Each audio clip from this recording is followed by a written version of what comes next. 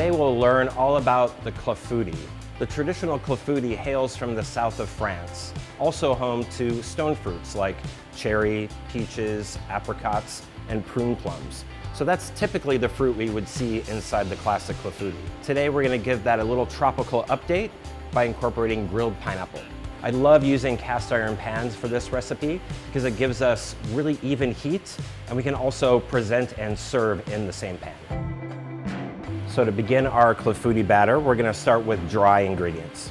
So I have some toasted almond flour, and I'm going to follow the almond flour with the sugar, and then finally some bread flour. And now I'm going to pass this through the sifter and to remove any potential lumps. So to begin our liquid portion, I'm going to start with some whole eggs. Whenever I'm cracking eggs, I like to crack the eggs into a separate bowl just to make sure there's no eggshells before I add them to the bowl with all the other ingredients. After the whole eggs, I'm going to add some egg yolks. The egg white, which is predominantly just water and protein, will offer us a firmer structure, and the yolks, which contain fat, will give us a tenderness and a richness to the finished product. Next, I'm going to add the whole eggs and the egg yolks to a mixing bowl. I'm going to follow that with some heavy cream. And then just for a little bit of additional flavor, grated orange zest. And now I'll just whisk this together. Now that the liquid portion of my batter is complete, I can add the dry ingredients.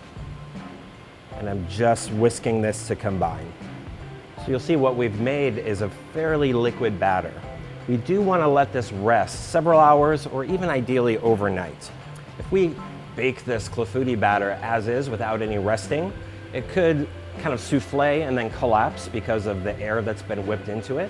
It could also have a slightly gritty texture due to the almond flour not fully hydrating. And actually after that resting period, the batter will thicken up slightly. While my clafoutis batter rests, I'm going to prepare the grilled pineapple. And what we really want here is a very sharp knife to remove the outside of the pineapple. So now that I have my pineapple all sliced and ready to go, I'm going to grill it on a cast iron grill pan. I don't want to put any fat in the pan itself. I want to apply a little bit of fat in the form of melted butter to the pineapple slices. I like to add the butter to the fruit itself because typically grilling is considered a form of dry cooking, and we don't want excess smoke and burning to happen on the grill itself. So this way we isolate the fat to the fruit. So I find that grilling the pineapple really intensifies the flavor, gives it a little bit of a smoky character. We could certainly bake a clafoutis with raw pineapple and it would be just fine, but this just kicks it up a little bit. Now while the pineapple is cooking on the second side, I'm going to brush with a little bit of a caramel syrup. In this caramel syrup, I have some rum, vanilla, and star anise. And after about 3 or 4 minutes of grilling, I'll remove them from the pan. So now I need to prep my pans. So I have a 10-inch cast iron skillet. And then for an individual size, we have smaller round dishes as well. So I'm first going to line each pan with some melted butter. What the butter will do in this stage is help brown the bottom of the clafoutis. I'm going to add a little bit of granulated sugar. So now that my pans are prepped, we're ready to fill. So I have my rested clafoutis batter. We'll see it's a little bit thicker than when we first mixed this batter. I'm going to fill this roughly halfway full. And now we'll add our fruit to our clafoutis. So I'm just dropping them in randomly, but I want to be generous. We're going to add a little bit of confectioner's sugar to the surface. And what this will do, it'll obviously add a little bit of sweetness, but as it bakes, it'll form a little bit of a crust. Typically a larger format will want to bake at a lower temperature for more time. So for instance, perhaps 300 to 325 degrees for about 30 to 40 minutes.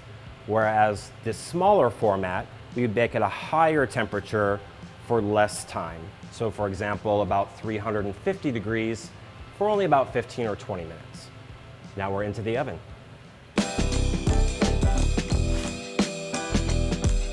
We've got a beautiful brown color, a little bit of a rise.